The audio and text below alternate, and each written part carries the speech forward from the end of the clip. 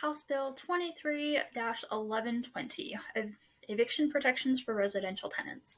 What this bill does is makes it mandatory for landlords to go into a mediation with tenants before any eviction can be filed with the court for any tenant or any resident on one of your properties that receives SSI, supplemental security income, SSDI, Social Security Disability Income, or cash assistance through the Colorado Works program, otherwise known as TANF.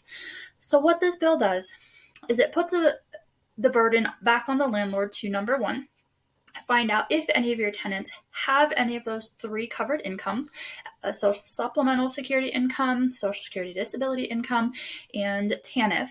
And if they receive any of those sources of income, then somewhere along the way, when you either post a tenant with any sort of demand notice, but specifically demands for rent or possession, and before you can file your case with the court in whatever county you are in or the property is in, you must go through a mediation process through the Office of Dispute Resolution through the Colorado Judiciary System. The burden is on the landlord to schedule that with the mediator, and you also have to pay for your portion of the mediation cost.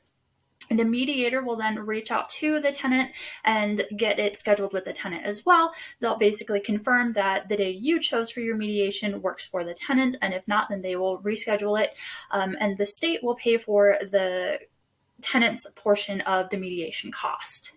This can be done during your posting, especially if you have a CARES Act covered property and you require a 30-day demand notice. That can be done at the same time. Talk to your attorney.